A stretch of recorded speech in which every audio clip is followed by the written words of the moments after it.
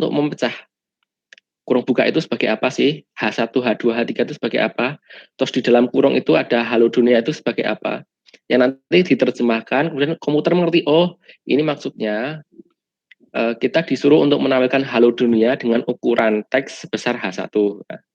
Nah itu adalah salah satu kegunaan dari teori bahasa otomata ini ya. Nah, sebenarnya teori bahasa otomata itu gampang, tapi nanti yang bikin pusing dan ribet itu istilahnya ya. Istilahnya itu asing. Banyak istilah asing yang jarang kita pakai, jadi kita pusing. Contohnya otomata. Otomata itu apa sih gitu? Nah, sebenarnya secara sederhananya otomata itu adalah mesin abstrak gitu. Ketika kita ganti teori bahasa otomata menjadi teori bahasa mesin abstrak, nah ini akan sebenarnya lebih mudah kita pahami sebagai orang Indonesia ya. Contoh sederhananya yaitu ini adalah saklar on off yang kita gambarkan dalam bahasa otomata. Ini ada tanda panah masuk start. Awalnya off, kemudian kita push mendapatkan inputan push menjadi on, kemudian di push lagi mendapatkan jadi off gitu ya. Statusnya menjadi off. Terus ketika di push lagi nanti statusnya akan menjadi on lagi gitu. Nah, ini tadi kita berbicara soal otomata sebagai compiler ya. Ini contoh saja. Start awalnya ini adalah bagaimana si otomata itu mengenali kata then. Seringkali kita menuliskan kode if then itu ya. Misalnya pertama membaca T, kemudian berpindah, kemudian membaca H, kemudian membaca E, kemudian membaca N. Barulah dikenali sebagai then. Di lingkaran awal pada start ini namanya adalah initial state. Kemudian di then yang lingkaran lapis 2 ini namanya final state. Ciri-ciri dari final state adalah lingkarannya 2 ini ya.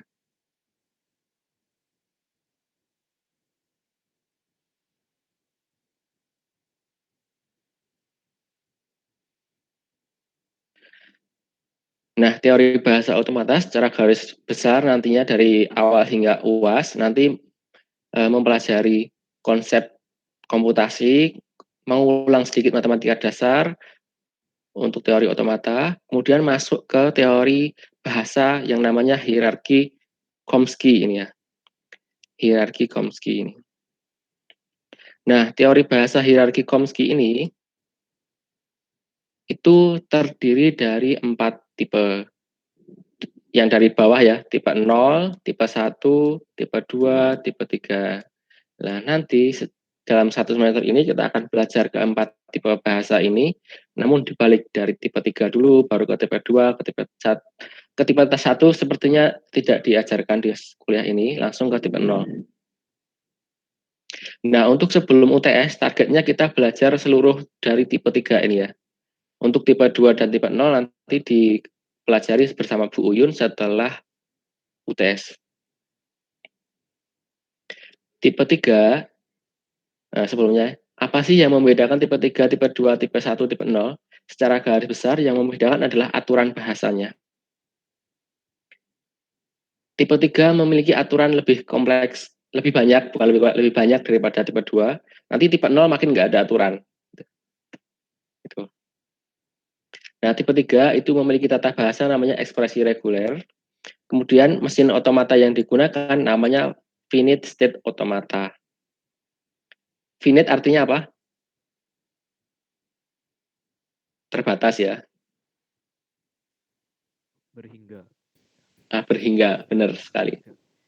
Nah, finite state automata ini juga terbagi lagi jadi 3 ya.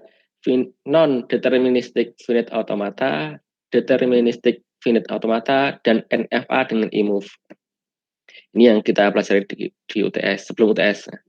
Kemudian bebas konteks itu mesin yang digunakan PDA atau push down automata, CNF atau bentuk normal Chomsky, GNF bentuk normal Gray-Badge, tata bahasa penyederhanaan. konteks sensitif tipe 1 menggunakan mesin yang bernama LBA, Line Bounded Automata. Dan unrestricted tipe 0 menggunakan mesin Turing. Nah, mesin Turing inilah yang jadi cikal bakal atau penemuan ya komputer dia. Nah, sebelum kita belajar lebih jauh tentang otomata, kita coba ingat kembali dulu tentang matematika dasar yang kita butuhkan nantinya untuk belajar otomata. Pertama ada himpunan, ada fungsi dan relasi, ada graf dan tree, ada teori pembuktian. Himpunan sudah bisa ya, insya Allah pinter-pinter ini mahasiswa UIN. Lanjut, ini udah bisa ya.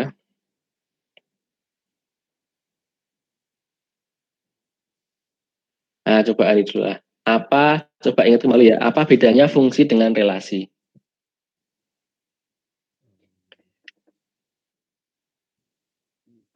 Secara garis besar bedanya adalah kalau fungsi harus many to one atau one to one ya.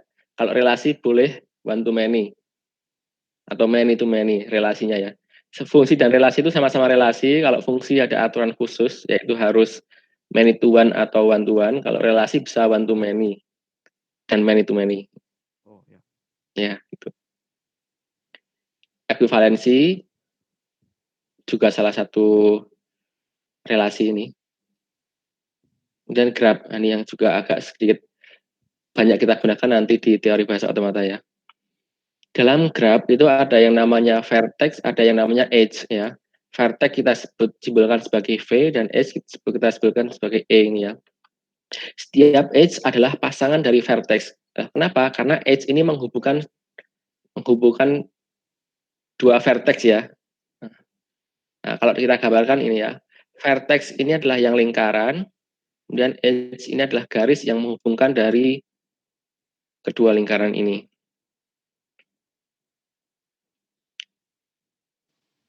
Oh. Ya, kalau ada respon gini, saya seneng kayak nggak ngomong sendiri ya. Lanjut Pak, lanjut Pak. Lanjut. Berisik Pak. Lanjut Pak, lanjut. Ini adalah contoh graf V1, V2, V3. Oh, ini ada 3 vertex yang namanya V1, V2, V3. Kemudian ini ada berapa edge? Ini Panahnya kita hitung 1, 2, 3, 4. Oh, ada 4 edge. 4 edge itu menghubungkan dari mana ke mana? Pertama dari V1 ke V3, kedua dari V3 ke V1, kemudian V3 ke V2, kemudian V3 ke V3. Nah, ya. Kemudian ada tree. Tree ini adalah tipe khusus dari graph. Bedanya apa kalau graph sama tree? Bedanya kalau tree dia punya root atau akar dan dia punya daun atau leaf ya. Root itu apa? Root adalah vertex tanpa edge yang menuju kepadanya. Daun adalah vertex tanpa edge yang keluar darinya. Kalau kita baca teks kayaknya apa sih ini gitu kan. Secara gampangnya root itu adalah yang paling atas ini ya. Tidak ada panah yang masuk kepada root, tidak ada panah yang masuk ke dalam lingkaran berarti dia root. Kalau tidak ada panah yang keluar dari lingkaran berarti dia itu daun, ini daunnya. Di kelas sebelah ini ada yang salah nih. Ini daun atau bukan? Assalamualaikum warahmatullahi wabarakatuh. Pada video Itu Bukan. Bukan, karena ada panah yang keluar. Bukan. Bukan. Nah, di kelas sebelah mana ada yang bilang iya gitu. Waduh, ini gawat ini. Ya, sip. Lanjut ke teknik pembuktian. Ada pembuktian induktif, ada pembuktian kontradiktif. Pembuktian induktif itu adalah pembuktian yang memperlakukan asumsi bahwa proses ini benar di setiap tahapnya. Contohnya kita ingin membuktikan P, maka kita bukan P1 benar, P2 benar, dan seterusnya sampai Pn. Kalau kontradiktif itu membuktikan dengan asumsi yang sebaliknya. Jadi asumsinya kita balik dulu, kemudian baru kita buktikan. Contoh teknik pembuktian induktif, misalnya tadi ya pada binary tree atau pohon biner dengan ketinggian n memiliki panjang sebanyak 2 pangkat n daun. Udah tahu ya tadi daun apa ya? Dinotasikan banyak daun adalah ln sehingga ln kurang dari sama dengan 2 pangkat n. Nah, caranya bagaimana kalau menggunakan teori pembuktian induktif? Ya udah kita masukkan aja n-nya ini awalnya dari 0 dan jadi 1, kemudian dari 2 dan setelah kita cocokkan benar nggak sih selalu kurang dari sama dengan gitu. Kalau benar berarti ya sudah, berarti kesimpulan ini kita terima atau berarti ini terbukti ya. Ini adalah teori pembuktian induktif. Oh, berarti ini terbukti bahwa ini benar seperti itu. Kalau pembuktian kontradiktif itu kita buktikan dengan kebalikannya, dengan mengasumsikan hal yang sebaliknya. Contoh, ini buktikan bahwa akar 2 bukan bilangan rasional. Nah, makanya kita dalam pembuktian kontradiktif ini, kita buktikan bahwa akar 2 ini kita anggap sebagai bilangan rasional. Asumsikan bahwa akar 2 adalah bilangan rasional. Kalau bilangan rasional berarti bisa dibagi-bagi ya. Maka akar 2 sama dengan n per m ya. Karena ciri-ciri bilangan rasional bisa dibagi-bagi. Kemudian dua ruas ini kita kuadratkan semua menjadi 2 sama dengan n kuadrat per m kuadrat. Kemudian m kuadratnya kita pindah ke sisi kiri menjadi 2m kuadrat sama dengan 2n kuadrat. Artinya dari sini kita bisa lihat ya bahwa ternyata n 2m kuadrat sama dengan n kuadrat. Artinya n kuadrat ini genap. Loh, kenapa genap? Karena di depan m ada angka 2 ya. Artinya dia genap. Sehingga karena n ini genap, sehingga n bisa kita simbolkan dengan n sama dengan 2k. K-nya ini adalah n kuadrat ya. Jadi ini kita masukkan ke sini. Jadi 2m kuadrat sama dengan 4k kuadrat. Kenapa bisa 4k kuadrat? Karena n kuadratnya kita ganti dengan 2k. 2k kalau dikuadratkan jadi 4k kuadrat. Nah, dari sini kita tahu bahwa ternyata 2m kuadrat sama dengan 4k kuadrat. Kita bagi 2 semua, disederhanakan. Jadi m kuadrat sama dengan 2k kuadrat. Nah, di sini kita dapat kesimpulan lagi apa? Bahwa ternyata m kuadrat juga genap, karena di sebelah k, sebelum k ini ada angka 2 ya. Jadi kan n kuadrat genap, m kuadrat juga ternyata juga genap. Nah, di sini. Loh, kalau m kuadrat genap dan n kuadrat juga genap, kalau n per m berarti genap per genap. Loh, kalau genap per genap berarti nggak mungkin dong hasilnya itu akar 2. Oh, berarti asumsi n per m sama dengan akar 2 itu tidak terbukti. Ternyata n per m tidak mungkin sama dengan akar 2 karena genap per genap. Nah, karena tidak terbukti, maka artinya akar 2 bukanlah bilangan rasional. Ini adalah salah satu teknik pembuktian terbalik. Ya. Di sini dulu pengantarnya pada pagi hari ini, kuliah pengantar. Besok insya Allah langsung kita masuk ke sedikit-sedikit pengalaman dari bahasa otomatanya. Gitu aja, Pak. Mana? Udah cuma segitu aja. Ya. Alhamdulillah. Nanti boleh di-share ya Pak ini apa namanya PPT-nya. Ya. Nah, makasih Pak. Udah saya share di e-learning sama di Classroom. Itu tak convert di PDF. Belum download ya? Oh iya Pak. Contoh yang tidak Belum ketahuan Pak, belum download Pak. Sudah baca. tidak sesuai perintah Pak. Sudah masuk. Belum baca itu Pak. Sudah masuk Males Classroom itu belum? Pak, orangnya Pak. Kakek dolanan app kon. Baca belum baca.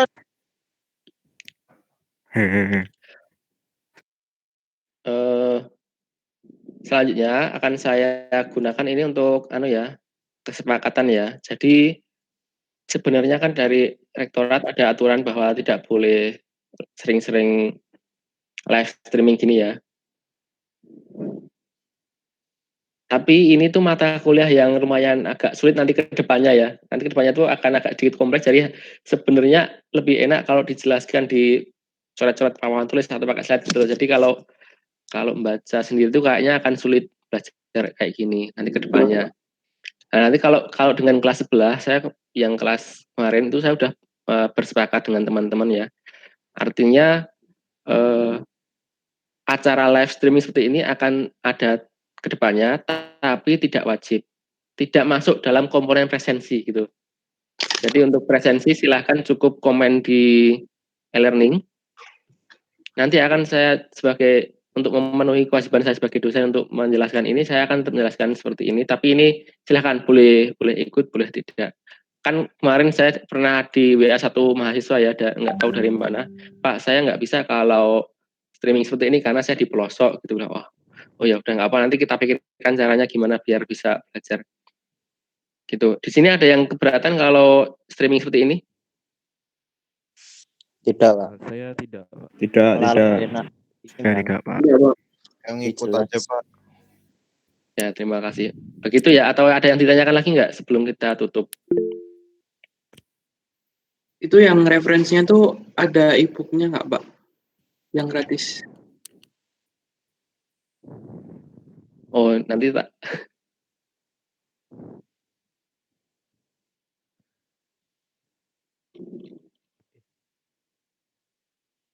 Aku belum cari ya yang gratis. Terus terang aku belum ya.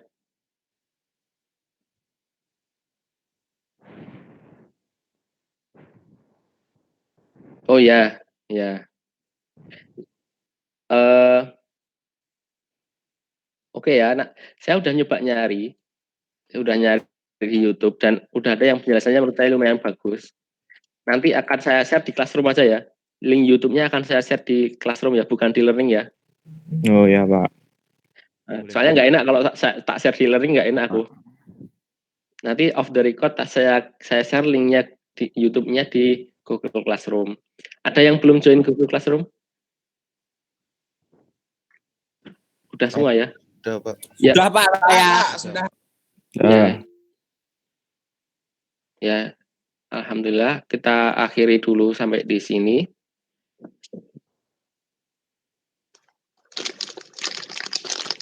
Ya.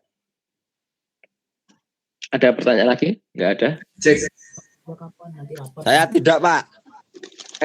Pak, kalau semisal V-nya itu ada 4, itu lajunya gimana, Pak?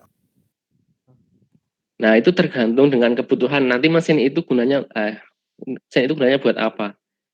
Itu kan mesin ya. Mesin artinya terserah kita sebagai pembuatnya. Mau ada 4, mau ada 5, mau panahnya 1, 2, itu terserah kita sebagai pembuat mesin. Tergantung fungsi mesinnya itu nanti tujuannya untuk apa.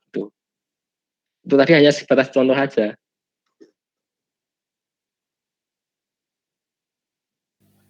Oke.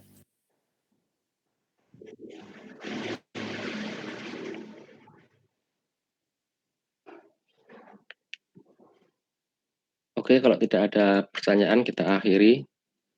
Nanti setelah ini saya share link YouTube-nya di Google Classroom ya. Assalamualaikum warahmatullahi wabarakatuh. Waalaikumsalam. Waalaikumsalam warahmatullahi wabarakatuh. Waalaikumsalam warahmatullahi wabarakatuh.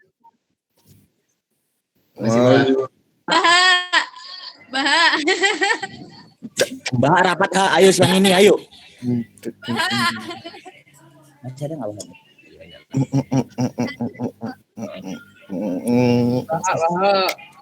Ya, aduh. Yes, selamat ulang tahun, Bah. Nanti sore kita bertemu di pernikahan Win ya. Iya, saya saya support aja di sini dari rumah. Ayo, Anjay. Bantu healer. Bantu healer kirim pasukan Hitler. Ayo. Ada logistiknya gak? Ada logistiknya lah. Mangga. Aku paham ya. Paham lihat demo ya, lu. Demo online nggak bisa. Logika nggak bisa tanpa logistik. Sopo sing ngomong? Demo online. Arek demo kudune nang logistik. Surya ngono lho. Kurang surya muni bae. Guyu ya anak dene. Mbak yo. Siapa?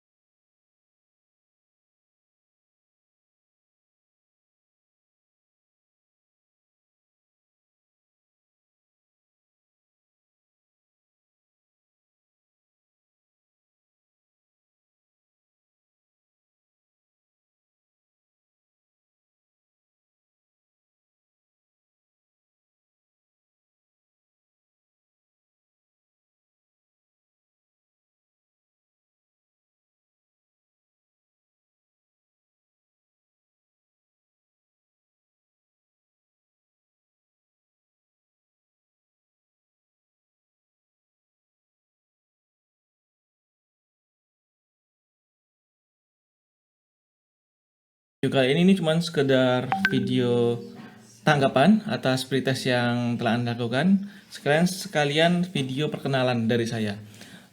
Sebelumnya perkenalkan, nama saya Mandi Hadi Kusuma. Nanti saya bersama Pak Taufik Nurzaman akan mengampu mata kuliah selama konsep bahasa pemrograman selama 1 semester ini.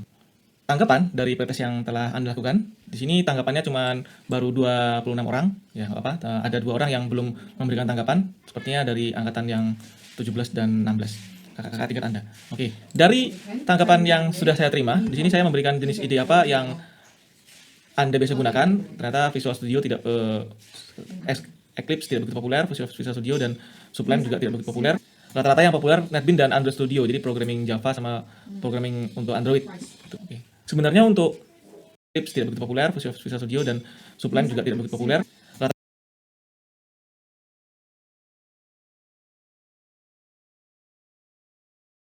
Rata-rata yang populer NetBeans dan Android Studio, jadi programming Java sama programming untuk Android.